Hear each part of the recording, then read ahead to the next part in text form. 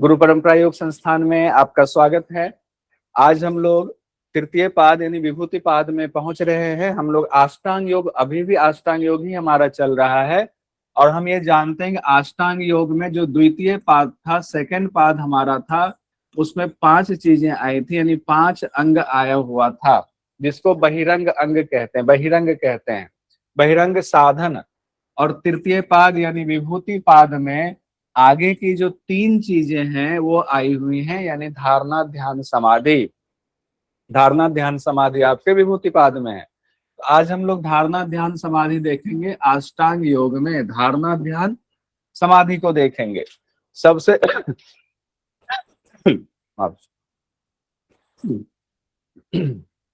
सबसे पहले हम देखते हैं धारणा क्या है, धारणा के बारे में क्या कहा गया है।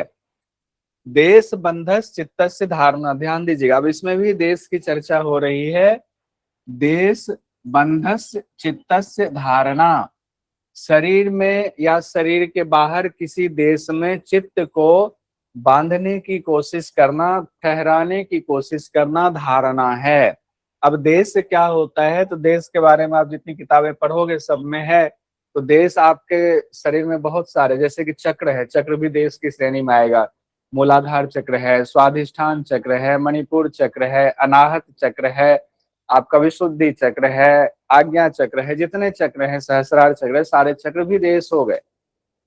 सारे चक्र देश, चक्र के अलावे भी बहुत सारे देश अलग अलग ग्रंथों में बताए गए हैं। नासिका के अग्रभाग पर भी बहुत सारे लोग ध्यान ले जाते हैं, वो भी देश हो गया। उसके अलावा ये तो शरीर के अंदर के देश हो गए, शरीर के बाहर भी कोई देश हो सकता है, जैसे चंद्रमा हो सकता है, सूर्य हो सकता है, बृहस्पति ग्रह हो सकता है, कोई पेड़ पौधा हो सकता है, हाथी हो सकता है, घोड़ा हो सकता है। ऑब्जेक्ट हो गया, एक ऑब्जेक्ट शरीर के अंदर, एक ऑब्जेक्ट शरीर के बाहर, जो दोनों प्रकार के ही ऑब्जेक्ट होंगे उसको देश कहा गया है। तो किसी भी चीज में जब हम अपने चित्त को अब तक हमने क्या देखा, चित्त हमारा स्थिर हुआ पड़ा है, चित्त को हमने पहले से बहुत स्थिर किया हुआ है। खास करके प्राणायाम के द्वारा हमने प्राणायाम के 2 लाभ देखे थे, जिसमें एक हमने देखा था प्राणायाम के अभ्यास से आपका जो चित्त है वो धारणा के योग्य हो जाता है, यानी चित्त में स्थिरता हुई है, धारणा के योग्य हो जाएगा। अब यहाँ धारणा में कह रहे हैं किसी भी देश में चित्त को बांधने की कोशिश, ठहराने की कोशिश, वही धारणा है। सिंपल सा कहा गया है। धारणा ध्यान से पहले की अवस्था है। अभी जब ध्यान में आएंगे तो धारणा ध्यान का जब कंपैरिजन अभी हम कर लेंगे तब और आसान होगा हमें ये समझने में। अभी हम देख लेते हैं, जैसे कि देखिए यहाँ हमने ये भी लिखा हुआ है, व्यास भाष्य में देश की चर्चा की गई है, जैसे नाभि चक्र, हृदय चक्र, मूर्धा के ज्योति, नासिकाग्र, जिह्वा के अग्रभाग आदि प्रदेश को कहा गया है, ये सब देश है। तो उसी को हमने अभी पूरा विस्तार से बता दिया कि पूरा देश, शरीर के अंदर शरीर के बाहर देश की चर्चा होती है। अब सवाल आया ध्यान क्या है।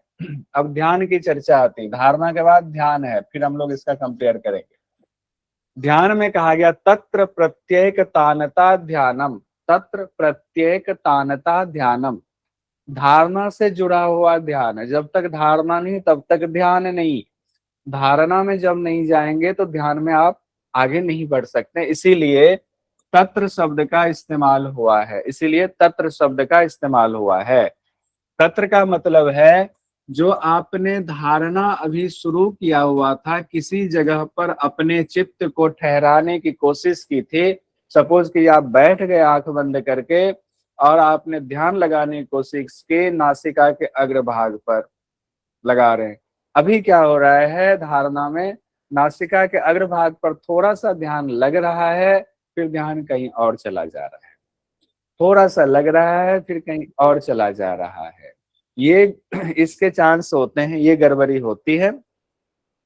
लेकिन अभ्यास करते करते अवस्था ऐसी आती है कि अब आपके पास अगर आधा घंटा समय, आपने सोचा मुझे आधा घंटा ध्यान करना है, तो आधे घंटे तक अगर यही ध्यान हो जाए और नासिका के अग्रभाग पर आप ध्यान लगाए हुए, और वो भी ऐसा नहीं अनंत काल तक, आपके दिमाग में एकदम सेट है आधे घंटे में करना, तो आधे घंटे तक है, इतने अवेयर हो आप, इतने सजगता है, सजगता पूरी है, आधे घंटे तक आप यहाँ हैं, उस दौरान आपका ध्यान कहीं और नहीं जा रहा है, कहीं भी नहीं जा रहा है। गुरुजी ने जितना कहा उतना आपने कर लिया, या आपने जो टारगेट रखा उतना कर लिया। तो पहले क्या था, उसमें जैसे धारणा में पहले थोड़ी देर लगाया, यहाँ छूट गया, फिर थोड़ी देर लगाया, छूट गया, कहीं और चला गया चित्त, फिर थोड़ी देर लगाया, कहीं और चित्त चला गया। ध्यान में कहा गया अब एक तानता है, मान लीजिए कि 30 मिनट में आपका धारणा में 10 बार आपका चित्त कहीं और चला गया, तो अब ध्यान में क्या होगा, उस 30 मिनट में चित्त नहीं जाएगा, एक समान यहाँ से यहाँ तक रह गया, यानी उससे एक तानता कहा गया, यानी उससे ज्यादा की स्थिति आ गई, एक तानता हो गया। तत्र प्रत्येक तानता ध्यानम। अब जिस विषय में, जिस सब्जेक्ट में, या जिस देश पर, विषय सब्जेक्ट को यहाँ देश कहा गया है, जिस देश पर आप ध्यान लगा रहे हैं उसमें प्रत्येक एक तानता है, एक तानता से ध्यान जा रहा है, एक तानता से, यही ध्यान है। तत्र प्रत्येक तानता ध्यानम, यानी कि आपके चित्त का एक समान बना रहना ध्यान है। अब इसमें समाधि पर हम आएंगे, और समाधि में जो बात कही गई है उसको अभी मैं क्रॉस चेक करूंगा, देखूंगा आप लोगों को याद है कि नहीं। पहले भी हम लोग समाधि पढ़ चुके हैं, समाधि पहले भी हम समाधि पाद में पढ़ चुके हैं। अब यहाँ पर थोड़ा सा उसको याद कीजिए। क्या, तदैव अर्थमात्र निर्भासम स्वरूप शून्यमिव समाधि। देखिए, तदैव अर्थमात्र निर्भासम, तदैव मतलब, तद एव मतलब क्या, जो अभी आपने ध्यान किया, पहले तत्र शब्द आया था ध्यान में, तत्र का मतलब जो धारणा कर रहे हैं उससे जुड़ा हुआ ध्यान है, यानी धारणा में ही उसका अपर स्टेज ध्यान हो गया, और ध्यान का अपर स्टेज समाधि हो गया। यानी एक दूसरे से रास्ते में हम चलते जा रहे हैं, तो यहाँ दिल्ली से चले बनारस पहुंचना है, तो बीच में कोई जगह आ गई, ध्यान हो गया, बनारस पहुंच गए, समाधि हो गया, ऐसे समझने के लिए। तो ध्यान से आगे की स्थिति में क्या ऐसा होता है कि वही ध्यान समाधि में बदल जाता है, उसकी चर्चा यहाँ हो रही है। कहा गया है जब ध्यान करते करते अर्थ मात्र भासता है, अर्थ मात्र भासता है, अपना स्वरूप शून्य हो जाता है, स्वरूप शून्य हो जाता है अपना भी, और चित्त जो है जिस सब्जेक्ट पर लगा रहे उसका भी स्वरूप शून्य, उसी में एकदम लग गए, तदाकार हो गए, उसी को समाधि कहा जाता है। अब हम लोगों को थोड़ा सा याद करना है, रिकैप में जाएंगे। जब हम लोग पढ़ रहे थे, समाधि की चर्चा आ रही थी, तब हम लोगों ने पढ़ा हुआ था अर्थ, पहले शब्द अर्थ और ज्ञान की बात आई हुई थी, याद कीजिए, शब्द अर्थ और ज्ञान हम लोगों ने पढ़ा हुआ था। शब्द, अर्थ और उसका ज्ञान होता है, ये तीन चीजें हम लोगों ने शुरुआती समाधि में पढ़ा हुआ था, सवितर्क समाधि में पढ़ा हुआ था। इसी में जब हम सवितर्क से आगे बढ़ रहे थे निर्वितर्क में, मैं समाधि पाद में ले जा रहा हूं आपको, तो शब्द और ज्ञान ना रह के अर्थ मात्र वहां भास रहा था, ये दोनों कंप्लीट हो गया। तो उसको कहा गया था निर्वितर्क समाधि कहा गया था, निर्वितर्क समाधि उसको कहा गया था, सिर्फ अर्थ मात्र भासता था। उस सूत्र को लाइए अपने चित्त में, उस सूत्र को अपने चित्त में लाइए, और वहां पर मैंने बोला हुआ था ये एक जगह और आने वाला है, वहां पर मैं आपको रिकॉल कराऊंगा, तो मैं यही रिकॉल करवाना चाह रहा था। यहाँ जो समाधि की परिभाषा कही गई है, जब वही ध्यान अर्थ मात्र से रहने वाला स्वरूप से शून्य जैसा हो जाता है, तब उसको समाधि कहा जाता है। अब देखिए, यहाँ पर मैं लेकर भी आया हुआ हूं ये सूत्र, यहाँ है समाधि पाद में, निर्वितर्क समाधि के दौरान ये बात आई थी। सूत्र संख्या 43वां है हमारा, पहला का सूत्र संख्या 43वां। स्मृति परिशुद्धो स्वरूप शून्य एव अर्थ मात्र निर्भासम। स्वरूप शून्य हो गया, अर्थ मात्र भास रहा है, अर्थ मात्र निर्भासम, वही बात यहाँ भी कही गई है ध्यान, यहाँ समाधि में, कि अर्थ मात्र भासता है, स्वरूप शून्य हो जाता है। एक तरह से सोचिए रिपीट किया गया है समाधि को। जो बात उन्होंने समाधि पाद में रखा उसी को आपको यहाँ विभूति पाद में भी समाधि के दौरान रख दिया कि अर्थमात्र भासता है, स्वरूप शून्य है। अब इसको एक जगह लिख लीजिए कि प्रथम समाधि पाद का सूत्र संख्या 43 जो है और विभूति पाद का सूत्र संख्या तीसरा, दोनों मिलता जुलता, दोनों में समाधि की बात आई हुई है। को अलग से नोट कीजिएगा, स्पेशल डायरी में जहां नोट्स बना रहे हैं उसमें कीजिए। वैसे मैं आज होमवर्क दूंगा तो उसमें ये लिख दूंगा, तो आपको ऐसे भी करना ही पड़ेगा, तो वो ठीक रहेगा। अब देखिए उससे आगे की बात हो रही है, जो कहा जा रहा है त्रयम एकत्र संयम। त्रयम एकत्र संयम। अभी हम लोगों ने क्या पढ़ा हुआ है? अभी हम लोगों ने धारणा पढ़ा हुआ है, पहला सूत्र विभूति पाद का।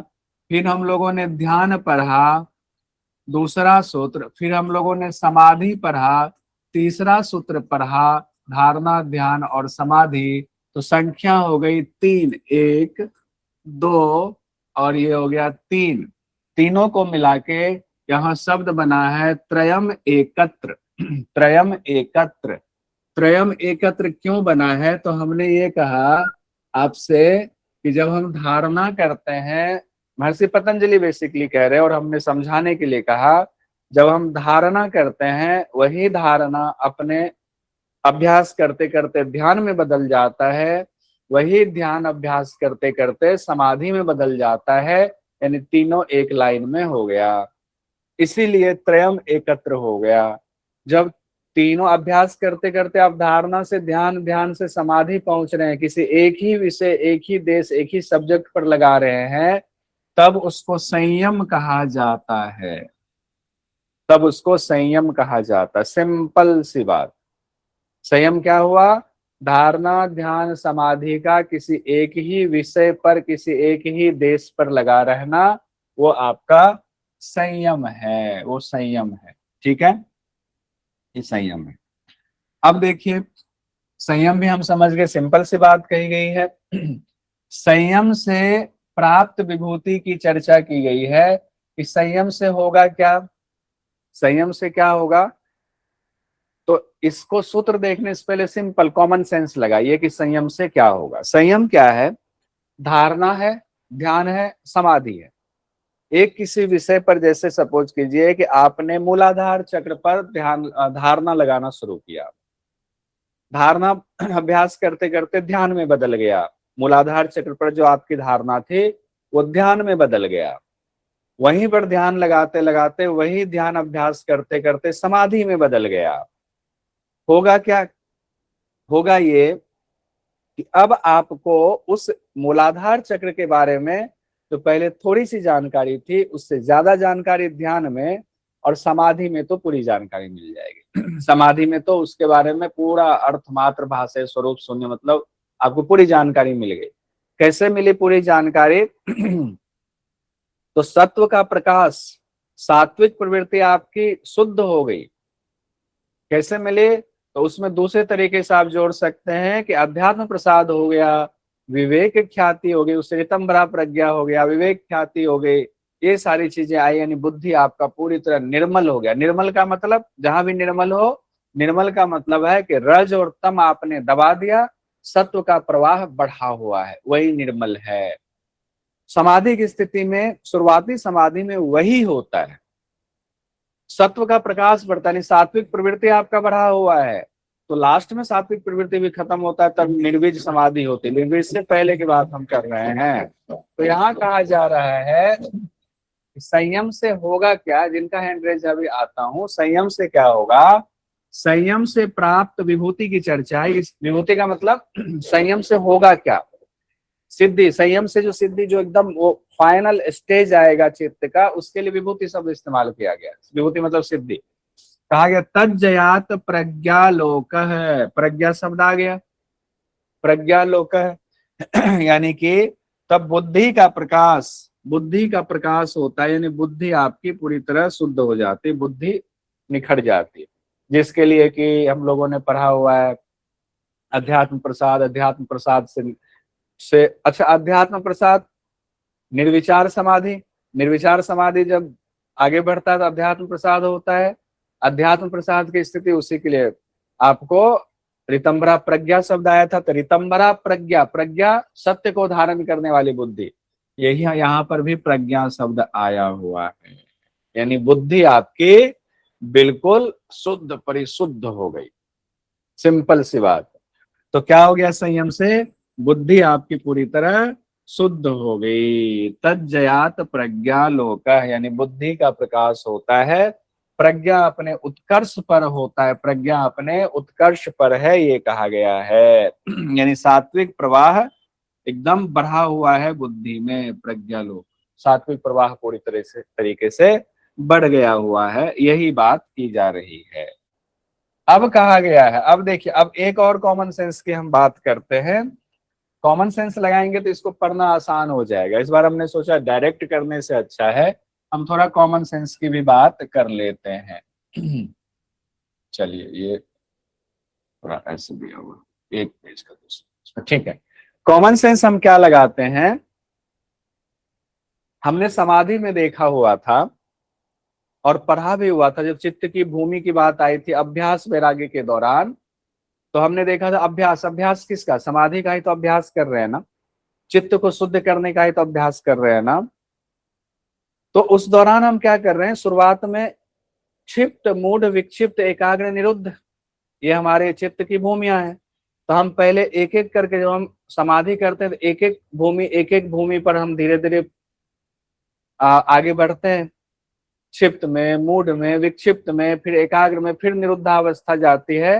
अगला सूत्र वही कहा जा रहा है, कहा जा रहा है तस्य भूमिषु विनियोग, छठा जो सूत्र है विभूतिपाद का, उसमें ये कहा जा रहा है तस्य भूमिषु विनियोग है, यानी कि जो आप समाधि लगाने जा रहे हैं भूमि में स्टेप बाय स्टेप लगाइए। तस्य भूमिषु विनियोग का दूसरा अर्थ आप ये लगाइए, समाधि में हम लोग इतना अभी तक पढ़ चुके हैं, पहले हम स्थूल तत्व पर समाधि लगाते हैं, स्थूल तत्व को जानने की कोशिश करते हैं, उसको कंट्रोल में करने की कोशिश करते हैं, स्थूल तत्व पूरी तरह हम जान जाए, उसके बारे में पूरी तरह से ज्ञान हो जाए, फिर हम उसके बाद सूक्ष्म पर आते हैं। सूक्ष्म तो प्रकृति पर्यंत है, तो नीचे वाला सूक्ष्म जो बाद में आया पहले उसको, फिर उस सूक्ष्म को उसके कारण में लीन करते हैं, फिर दूसरे सूक्ष्म पर आते हैं, उसको उसके कारण में लीन करते हैं, फिर प्रति प्रसव होकर के हम प्रकृति पर्यंत जाते हैं। सिंपल सा ये मामला है, उसी के लिए यहाँ शब्द इस्तेमाल किया गया है तस्य भूमिषु विनियोग है, यानी कि आप जो संयम करेंगे, यानी आप जो समाधि लगा रहे हैं वो समाधि भूमि पर यानी स्टेप बाय स्टेप होगा, इसकी चर्चा यहाँ हो रही है, स्टेप बाय स्टेप होगा, यानी संयम का अभ्यास क्रम से करना चाहिए। भूमिसु का यहाँ तात्पर्य है चित्त की भूमि में क्रम से अभ्यास करना, चित्त की भूमि में क्रम से अभ्यास करना। अब एक थोड़ा छोटा सा आप लोग का टेस्ट ले लेते हैं कि जो चित्त की भूमि की चर्चा आई थी, हम लोगों ने समाधि पाद में कहाँ पर पढ़ा हुआ था और सूत्र में वो किस रूप में आया था, सूत्र संख्या के साथ बता दीजिए। और दो जगह चित्त भूमि आ गया, भूमि की चर्चा, तो अपने स्पेशल डायरी में ये भी नोट कीजिएगा, दो जगह भूमि की चर्चा हो। हाँ, हैंड रेज करके ज्योति जी बताइए पहला कहाँ आया था। सर शतु दीर्घकाल सत्कार से भी तो रणभूमि पढ़े थे ना, समाधि पाद का 14वां। ठीक है, अच्छा बताया आप सभी लोगों ने, और जिन्होंने नहीं बताया या जो भूल गए थे तो वो रिकॉल कर लीजिए।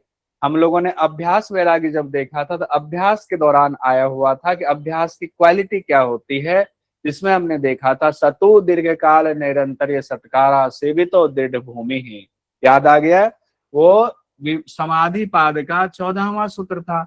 एक तो यहाँ पर भूमि की चर्चा आई हुई थी, दृढ़ भूमि शब्द आया हुआ था, और एक भूमि शब्द आया हुआ है आपका यहाँ विभूति पाद में। कौन सा सूत्र संख्या है, स्पेशल डायरी में नोट कीजिए कि चित्त भूमि की बात दो बार आई है। एक बार आपका यहाँ हो गया समाधि पाद में 14वें सूत्र में, दूसरी बात विभूति पाद में 6ठे सूत्र में आया हुआ है, नोट कीजिए। देखिए, मैं ज्ञान में बहुत ज्यादा जाने से बेहतर समझता हूँ, ज्ञान तो आप लोग 5 साल पढ़ के आए हुए हैं, कि अब उस ज्ञान में से मोती को चुनिए। आप सब ज्ञानी, सबको पता है, सबके पास किताबें, मोटी मोटी किताबें आपने रखी हुई। अब उस ज्ञान में परीक्षा की दृष्टि से चुनिए कहाँ कौन सी चीजें आ रही हैं, तब उस ज्ञान को आप चैनलाइज कर रहे हैं। तो मैं आपके ज्ञान को चैनलाइज करवा रहा हूँ। मुझे कुछ आता जाता तो है नहीं, तो मैं यही करवा रहा हूँ। तो चैनलाइज कीजिए अपने ज्ञान को। आइए अब उससे आगे हम बढ़ते हैं। इसमें कुछ है भी नहीं, इसमें अगले पेज में सातवां सूत्र। सातवां सूत्र क्या है, हम उस पे आते हैं। सातवें सूत्र में भी बड़ा इंपॉर्टेंट चीज कहा गया। क्या इंपॉर्टेंट कहा गया है, देखिए। सातवें सूत्र में कहा जा रहा है त्रयम अंतरंगम पूर्वेभ्यः, त्रयम अंतरंगम पूर्वेभ्यः। त्रयम मतलब धारणा ध्यान, धारणा अध्यान समाधि, और पूर्वेभ्यः मतलब यम नियम आसन प्राणायाम प्रत्याहार। अब क्लियर हुआ? नाम भले नहीं लिखा हुआ है, लेकिन अर्थ अब समझ में आया, पूरा पूरा अर्थ निकल गया।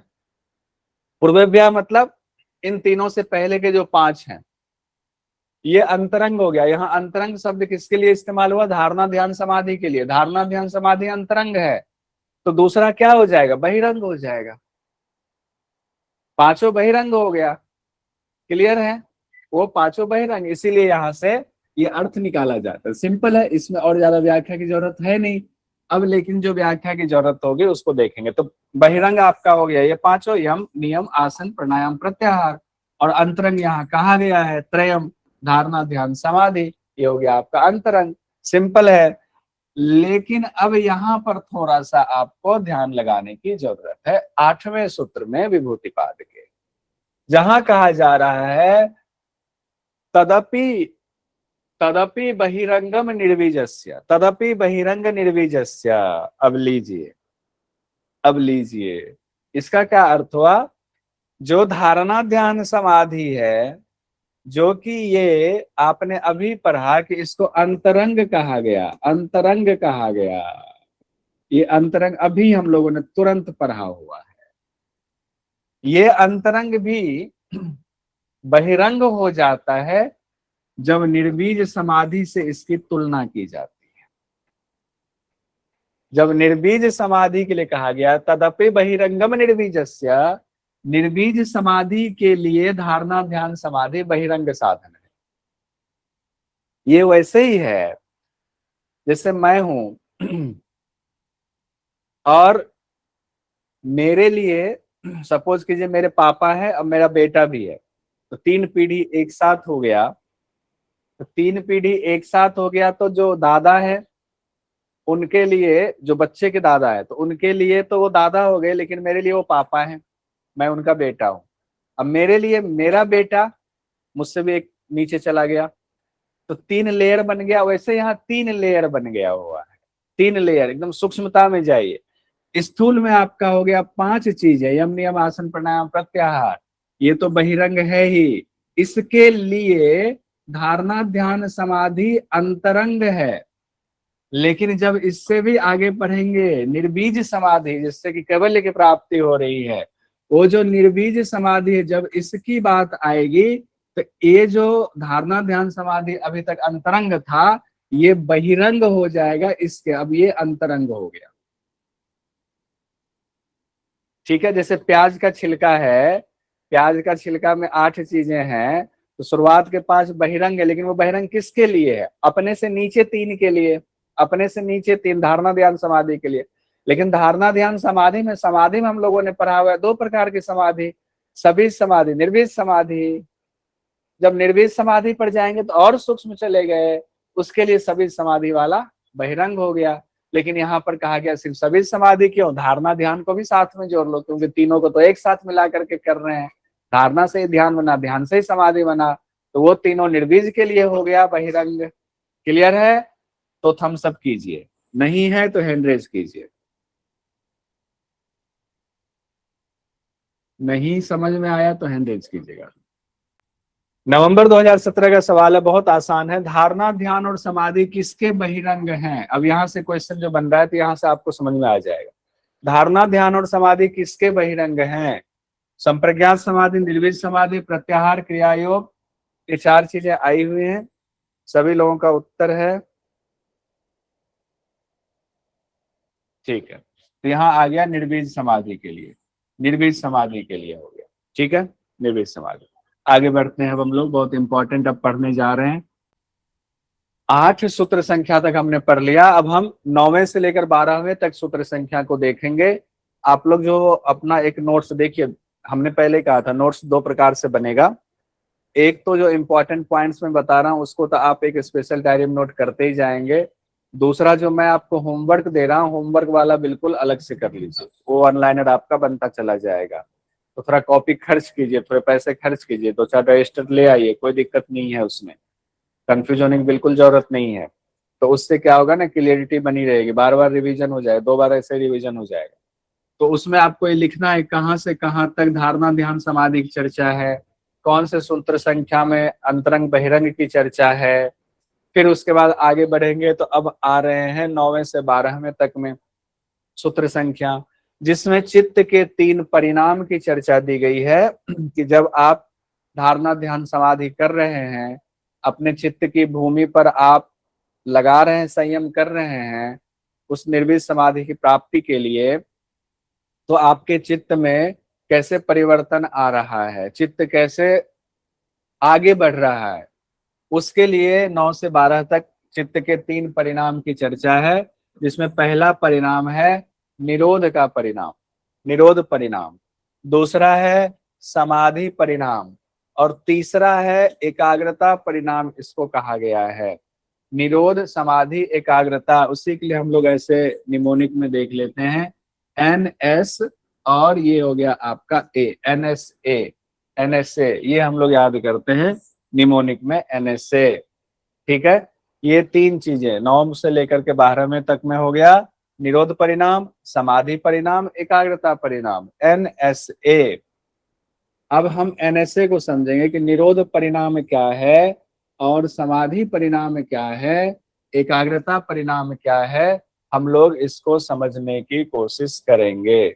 9वें से हम सबसे पहले देखते हैं 9वां वाला। 9वां वाला क्या है, तो ये आपको निरोध परिणाम की चर्चा हो रही। पहले निरोध परिणाम की चर्चा हो रही, किसका निरोध परिणाम, चित्त का। किसका निरोध परिणाम, चित्त का। किसका समाधि परिणाम, चित्त का। किसका एकाग्रता परिणाम, चित्त का। सब चित्त का, और चित्त के 3 परिणाम हैं, आगे और भी देखेंगे हम लोग। कहा जा रहा है व्युत्थान निरोध संस्कारो, व्युत्थान निरोध संस्कारो अभिभव प्रादुर्भावो, अभिभव प्रादुर्भावो निरोध क्षण चित्त अन्वयः, निरोध क्षण चित्त अन्वयः निरोध परिणाम है। अब ये हमने सूत्र में तो पढ़ लिया, इसका अर्थ क्या है, उस अर्थ को हमें जानना है, अर्थ को आगे समझना है कि आखिर क्या कहा जा रहा है अर्थ में।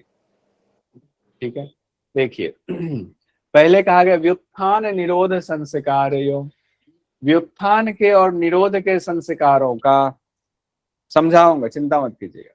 व्युत्थान के और निरोध के संस्कारों का अभिभव प्रादुर्भाव, अभिभव होना और प्रकट होना, अभिभव मतलब दबना, प्रादुर्भाव मतलब प्रकट होना, निरोध क्षण चित्त, निरोध काल में होने वाले चित्त का संबंध होना, उससे निरोध परिणाम कहा जाता है। अब इसको समझिए, अच्छे से समझिए क्या कहा जा रहा है। आप अभ्यास कर रहे हैं, आपके चित्त की स्थिति की बात हो रही है। निरोध संस्कार जब दृढ़ होने लगता, अभ्यास करते करते ऐसी अवस्था आती है, पहले व्युत्थान कहा गया है, व्युत्थान कहा गया, फिर निरोध, 2 शब्द है, व्युत्थान और निरोध। व्युत्थान का मतलब क्या होता है, अगर कहें कि किसी के बारे में कि उनका बड़ा व्युत्थान हो रहा है, मतलब उसकी उन्नति हो रही है, वो जिस चीज में लगा हुआ है उस चीज की प्राप्ति हो रही है, उसको व्युत्थान कहते हैं। निरोध क्या होता है, अब उसने उसको कंट्रोल कर लिया तो निरोध हो गया, पूरी तरह कंट्रोल आ गया, उसको अब करने की जरूरत नहीं, निरोध हो गया, यानी अब उससे वैराग्य हो गया, छोड़ दिया उसको। एक तरह से उसको निरोध कैसे किया था, निरोध में तो पहले दबाने की कोशिश की जाती, पहले दबाया जाता, दबाया जाता, दबाया जाता, फिर बाद में वो ऐसा स्वाभाविक तौर पर ऐसा दब जाता कि दबाने की जरूरत नहीं पड़ती, अब स्वाभाविक हो जाता है, निरोध हो गया। अब जैसे कि व्युत्थान संस्कार है, तो कोई चीज आपकी चित्त की वृत्तियां उठ रही हैं तो उसको व्युत्थान कहेंगे। और चित्त की वृत्तियां जब आपकी कंट्रोल में आ गई, दब गए, चित्त जो है किसी विषय पर जा ही नहीं रहा है, वृत्ति किसी विषय पर जा ही नहीं रहा है, वो निरोध करेंगे। तो अब सवाल है कि निरोध का संस्कार जब दृढ़ होने लगता है, यानी आप अपने चित्त की वृत्तियों को जब कंट्रोल करने लगते हैं, तो अपने आप व्युत्थान का संस्कार अपना कार्य करना छोड़ देगा। दोनों एक दूसरे का पूरक है। ये छोड़ेगा तभी आपका निरोध संस्कार दृढ़ होगा। और आप अभ्यास करते करते निरोध संस्कार दृढ़ कर रहे हैं, इसका मतलब है आपकी चित्त वृत्तियां अब नहीं जा रही है, यानी चित्त की वृत्तियां अब अपने विषय पर नहीं जा रही, कार्य करना छोड़ रही है। सिंपल सा है। जैसे कि मान लीजिए उदाहरण में, हमारा चित्त बार बार किसी विषय पर जा रहा है, बार बार जा रहा है, बार बार जा रहा है, हमें रसगुल्ला खाना, रसगुल्ला खाना, अरे क्यों ही उस पर जाना, या हमें जो है नेता बनना है, हमें वो बनना, लेकिन हमें क्या करना है, हमें गुरु ने कहा है कि चित्त को स्थिर करो, तुम्हें समाधि में जाना है। तो अब हम उस चीज को कंट्रोल कर लिया अभ्यास करते करते, अब हमारा चित्त उन सब फालतू बातों में नहीं जा रहा है, अब जो है उन चीजों में नहीं जाएगा। क्यों? क्योंकि अब हमारा निरोध संस्कार जो है, यानी चित्त को कंट्रोल में करने का संस्कार, वो दृढ़ हो गया हुआ। यहां तक बात हो गई। अब आगे देखिए क्या कहा जा रहा है, इसे ही व्युत्थान संस्कार का अभिभव कहा जाएगा। व्युत्थान संस्कार का अभिभव, अभिभव मतलब क्या होगा, यानी कि जो व्युत्थान का संस्कार आपका था, चित्त इधर उधर जा रहा था, वो क्या हुआ, वो दब गया, वो दब गया, उसी को अभिभव कहा गया है। लेकिन ये तो अभिभव हुआ, जो चित्त इधर उधर जा रहा है वो अभिभव हुआ। प्रादुर्भाव फिर किसका हुआ, प्रादुर्भाव किसका हुआ, अच्छी चीजों का प्रादुर्भाव हुआ, आपकी चित्त की स्थिरता का प्रादुर्भाव हुआ, आपकी आपके जो चित्त की स्थिरता है उसका प्रादुर्भाव हुआ। चित्त की स्थिरता में स्टेबिलिटी आई, उसके लिए प्रादुर्भाव शब्द का इस्तेमाल किया गया है। यानी निरोध संस्कार जो है उसका प्रादुर्भाव हुआ, यानी निरोध संस्कार आपका बढ़ा, और जो आपका व्युत्थान का संस्कार है वो दबा। सीधी सी बात कही जा रही है। निरोध परिणाम लिखिए, निरोध परिणाम के अब बगल में लिख दीजिए कि निरोध का संस्कार बढ़ता है, प्रादुर्भाव होता है, व्युत्थान का संस्कार दबता है, अभिभव होता है उसका, बस एक लाइन में। तो ये आपका एग्जाम में आएगा, जब क्वेश्चन आएगा तो फिर देखिए, फिर हम यहाँ आएंगे, चिंता मत कीजिए, फिर हम यहाँ पर आएंगे, उस क्वेश्चन के साथ आपको ये सूत्र दिखा देंगे, तो दिक्कत नहीं होगी। व्युत्थान अवस्था के संस्कार, निरोध अवस्था के संस्कार, उसी बात को कह रहे हैं। व्युत्थान अवस्था के संस्कार आपने पूछा क्या होगा, तो व्युत्थान अवस्था के संस्कार का कहा गया कि वो दबेगा। व्युत्थान अवस्था के संस्कार क्या है, चित्त की जो वृत्तियां आपकी इधर उधर जा रही है, वो व्युत्थान अवस्था के संस्कार है। वो क्या होगा, वो दबेगा, वो नीचे जाएगा, डाउन होगा वो, क्योंकि हम चित्त को स्थिर कर रहे हैं, वो डाउन होगा। और निरोध अवस्था के संस्कार ये बढ़ेगा, यानी आपकी चित्त की स्थिरता जिस विषय पर ले जाना चाह रहे हैं उस पर स्थिरता हो रही है, तो ये अप जाएगा, ये अप जाएगा। तो निरोध अवस्था के संस्कार बढ़ेगा और व्युत्थान अवस्था के संस्कार कम होगा। ठीक है, दबेगा, दबेगा और एक बढ़ेगा। कौन सा दबेगा कौन सा बढ़ेगा, सिंपल सा है, उसको कोई बात नहीं, जब क्वेश्चन आएगा तो एक बार और हो जाएगा। जब हम कोई चीज पहली बार पढ़ते हैं तो दिक्कत होती है। अब देखिए, अब उसी अवस्था में कहा गया, उसी अवस्था को आगे बढ़ाते हुए 10वें सूत्र में महर्षि पतंजलि कहते हैं, तस्य प्रशांत बाहिता संस्कारात, तस्य प्रशांत बाहिता संस्कारात। अब वही संस्कार, वही निरोध के परिणाम का संस्कार जो है, जब आपने उसी को कंट्रोल किया हुआ है, यानी व्युत्थान का संस्कार आपने दबाया, अभिभव किया, अभिभव कब के दबा के एकदम रखे हुए, दबा के रखे हुए, अब उसको उठने ही नहीं दे रहे। जैसे एक मान लीजिए कि अच्छे व्यक्ति ने बुरे आदमी को गर्दन पकड़ के दबा दिया, अब दबाए हुए हैं, अब लंबे समय तक दबाए हुए एकदम एक समान, अब उसको कोशिश भी नहीं करनी भाई, एकदम दबाएगा, वो बेचारा बेहोश होके मिट्टी में मिल गया। अब आप निश्चिंत, अब एकदम एक समान आपका निरोध का संस्कार बह रहा है। जो निरोध का संस्कार प्रशांत वाहित एकदम शांत होकर बढ़ रहा है, उससे पहले क्या था, उससे पहले खराब वाले से आप लड़ रहे थे, कुश्ती लड़ रहे थे, कोशिश करनी पड़ रही थी, कोशिश करनी पड़ रही थी उसको दबाने की। अब कोशिश नहीं करनी पड़ रही है, अपने आपने दबा के उसको खत्म कर दिया, अब आप निश्चिंत, पसीना पोछ गया, अब निश्चिंत हो गए, अब एक समान उसको दबा लिया। हाँ, वो समस्या टल गई, टल गई, समस्या टल गई। यानी चित्त जो इधर उधर भाग रहा था, वो भागने वाली समस्या टल गई, अब चित्त एकदम स्थिर हो गया हुआ है, स्थिर है चित्त। उसी के लिए कहा गया प्रशांत वायता, एक समान अब वो बह रहा है। ठीक है, तो तस्य प्रशांत वाहिता संस्कारात, यानी अब आपका निरोध का संस्कार जो है एक समान रूप से चल रहा है, निरोध का संस्कार एक समान रूप से चल रहा है। उसी के लिए ये वाला सूत्र आया हुआ है, यानी निरोध का ही संस्कार संस्कार है। तो 9वां 10वां दोनों उसमें हम लोगों ने देख लिया। निरोध परिणाम, चित्त के पहला परिणाम देखा हम लोगों ने, चित्त के 3 परिणाम, निरोध परिणाम, समाधि परिणाम, एकाग्रता परिणाम, NSA, निरोध परिणाम, समाधि परिणाम, एकाग्रता परिणाम। क्यों मैं इस पे इतना जोर दे रहा हूँ, एग्जाम में सीक्वेंस में पूछा जाता है, आप कहेंगे हमें तीनों याद रहेगा, पहले समाधि बोल दिया, फिर एकाग्र बोल दिया, फिर निरोध बोल दिया, नहीं चलेगा। इसीलिए NSA याद रखना है, इसीलिए NSA याद रखना है, निरोध का परिणाम, समाधि का परिणाम, एकाग्रता का परिणाम, यही सीक्वेंस बताया गया। इसीलिए मैं इसको कई बार रिपीट कर रहा हूँ। पुराने लोगों के लिए तो कहेंगे कि हमें तो याद ही है, लेकिन नए लोग भी है ना, पुराने लोगों के लिए तो संडे वाली क्लास ज्यादा इंपॉर्टेंट हो जाते हैं, उसमें बस रिवीजन करते हुए बढ़ जाते हैं 2 घंटे, लेकिन नए लोगों के लिए क्लास बहुत जरूरी है। अब 11वें में कहा जा रहा है, निरोध परिणाम के बाद दूसरा परिणाम क्या हमने देखा, एस यानी समाधि परिणाम। सर्वार्थ एकाग्रतयो क्षयोदयो चित्तस्य समाधि परिणाम है। कहा गया है सर्वार्थता एकाग्रतयो क्षय उदयो चित्तस्य समाधि परिणाम है। चित्तस्य समाधि परिणाम, चित्त का समाधि, क्षय और उदय। अब ध्यान रखिएगा, 2 शब्द आया हुआ है, सर्वार्थता एकाग्रता, ये 2 शब्द। दूसरा इधर आया हुआ है क्षय उदय, क्षय उदय। क्षय मतलब किसी चीज का क्षय हो जाना, नाश होना। उदय मतलब उभरना, उदय मतलब उभरना। तो क्षय होना और उभरना दोनों बातें हैं। सर्वार्थता और एकाग्रता भी यहाँ आया हुआ है, तो चलिए देखते हैं। सर्वार्थता और एकाग्रता का क्षय और उदय होना चित्त का समाधि परिणाम है। अब इसको समझते हैं, चिंता मत कीजिएगा, एक एक लाइन में मत बोलिएगा कि अब नहीं समझ में आ रहा। सर्वार्थता का क्या अर्थ है, सिंपल भाषा में समझिए, चित्त का अनेक विषयों में प्रवृत्त होना, ये भी चित्त का धर्म है।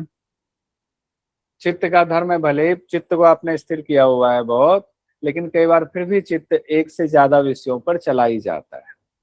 एकाग्रता का अर्थ होता है चित्त का एक ही विषय में बना रहना, ये भी चित्त का धर्म है। लेकिन आप अभ्यास करते हैं तो अभ्यास से एक ये धर्म, इस धर्म का क्या होता है, नाश होता है, और इस धर्म का क्या होता है, उदय होता है।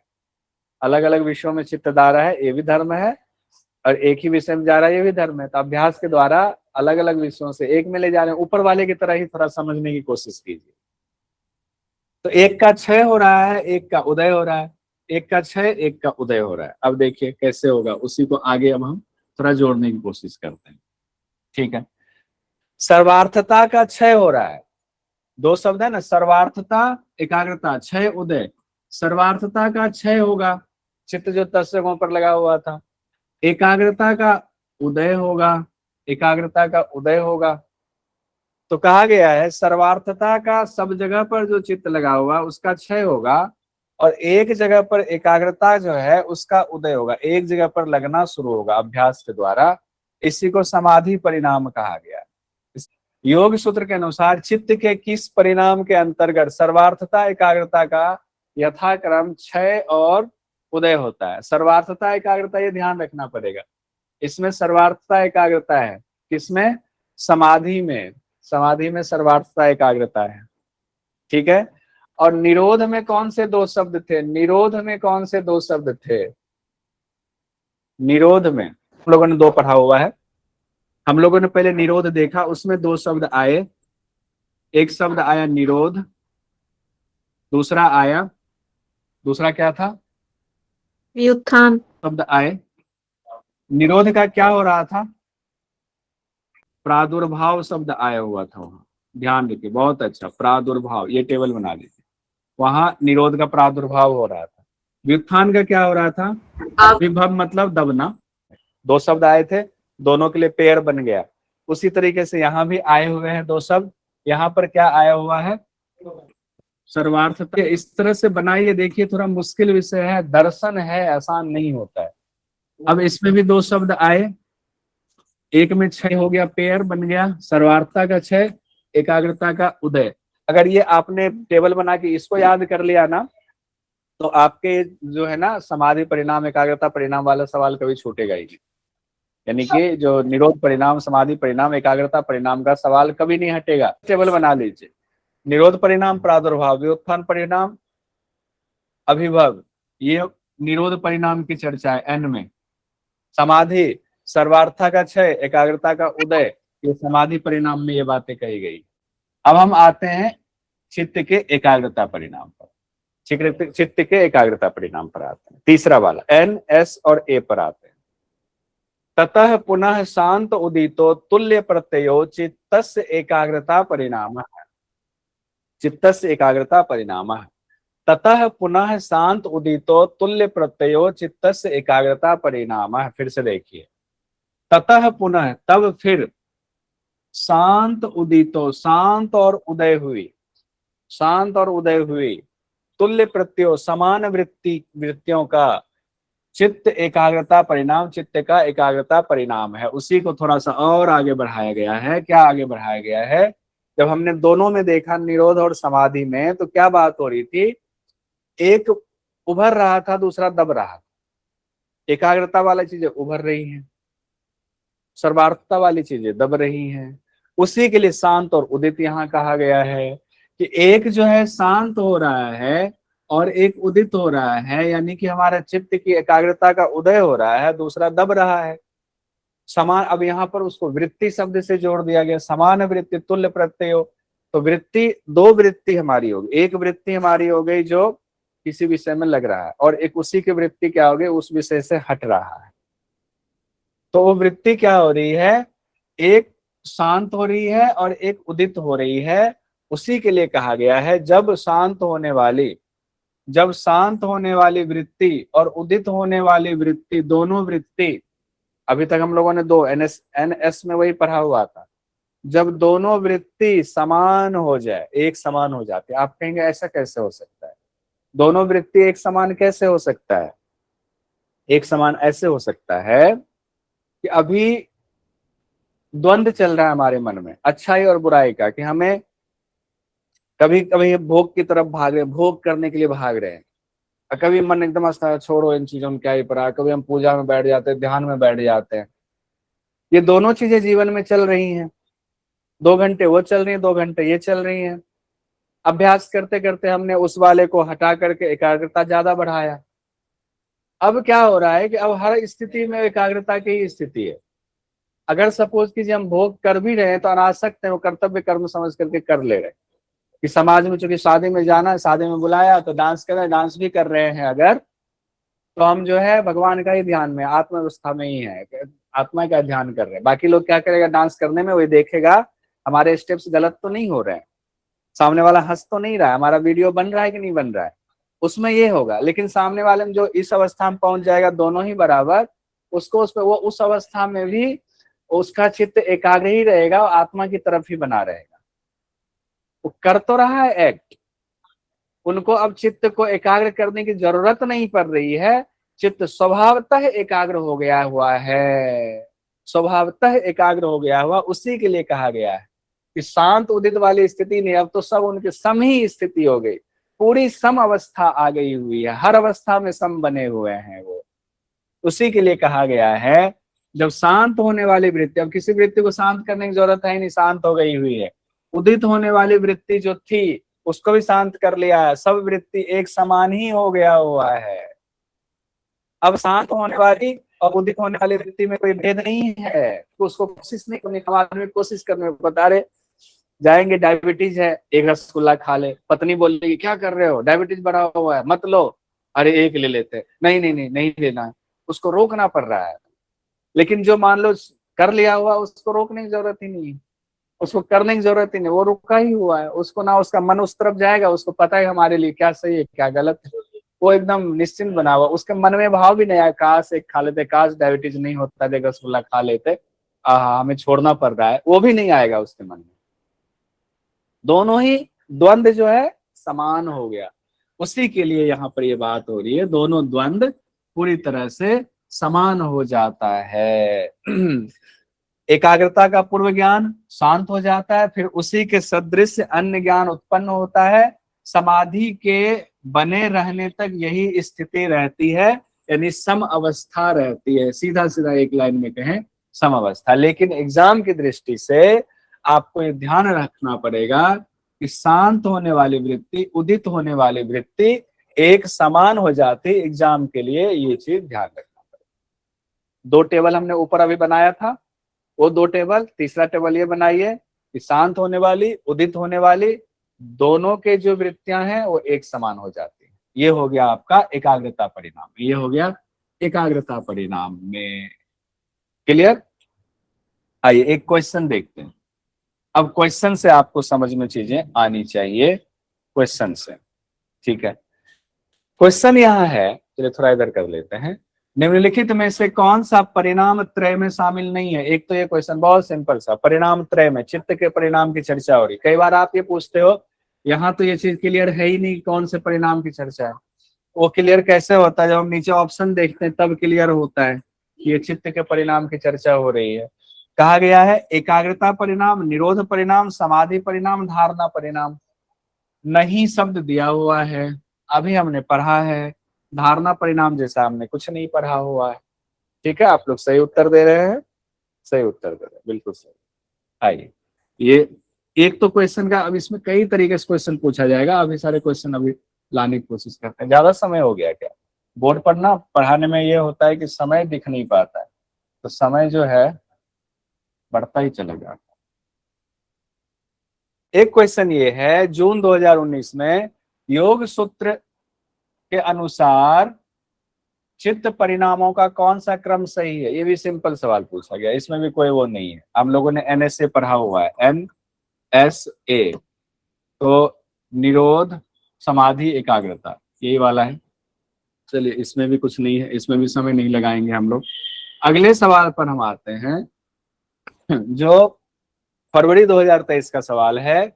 पातंजल योग सूत्र के अनुसार समाधि परिणाम है। अब यहाँ पर आ गया समाधि परिणाम, निरोध NSA, समाधि परिणाम। याद कीजिए क्या था समाधि परिणाम, आप ही लोगों ने लिखा था। व्युत्थान संस्कार का विभव, सर्वार्थता का क्षय, तुल्य प्रत्यय शांत, एकाग्रता का उदय, तुल्य प्रत्यय उदित। कंफ्यूज होना शुरू हो जाएंगे, अभी पढ़ा हुआ था, लेकिन जिन्होंने लिखा होगा तुरंत कॉपी पलटिए, देखिए इसमें कौन सा होगा, देखिए कौन सा होगा। सर्वार्थता का क्षय, एकाग्रता का उदय पढ़ा था। एकाग्रता का उदय मैंने अभी टेबल बनवाया था आपसे, टेबल बनवाया एकाग्रता का उदय। और जो दूसरा है इसमें व्युत्थान संस्कार का अभिभव वाला, ये निरोध परिणाम का हो गया। व्युत्थान संस्कार का अभिभव निरोध परिणाम का हो गया। और ये हो गया तुल्य प्रत्यय वाला, एकाग्रता परिणाम का हो गया। ये निरोध परिणाम का और ये एकाग्रता परिणाम का, और ये सर्वार्थता का क्षय, एकाग्रता का उदय, ये दोनों हो गया समाधि परिणाम का। ठीक है, बहुत बढ़िया, बहुत अच्छा। तो ये आपका बी और डी वाला उत्तर हो जाएगा, बी और डी वाला उत्तर। क्लियर है? होता है इसमें ऐसी चीजें है ना, इसमें थोड़ी सी कंफ्यूजन की स्थिति आती है, लेकिन वो भी तब कंफ्यूजन की स्थिति जब रिपीट करेंगे। जो चीज समझ में नहीं आ रहा है, मान लीजिए किसी को, उसके लिए सीधा सा तो महर्षि पतंजलि जी पातंजलि योग दर्शन पढ़ रहे हैं, क्या कहा गया? अभ्यास अभ्यास अभ्यास अभ्यास अभ्यास अभ्यास, सतु दीर्घ काल निरंतर। तो कोई चीज आप कहे ना समझ में नहीं आ रहा है, सतु दीर्घ काल निरंतर कीजिए, आ जाएगा समझ में। ठीक है, सतु दीर्घ काल निरंतर वाला फॉर्मूला अपनाइए, आएगा। चलिए इसी में देखते हैं, अगला एक साथ है, ये भी देख ही लेते हैं। और भी क्वेश्चन आएगा जब हम लोग PYQ करेंगे, तो वहां पर और क्वेश्चन आएगा, या कुछ क्वेश्चन मैं बना लूंगा, कुछ और क्वेश्चन मैं बना लूंगा कल के लिए, तो आ जाएगा।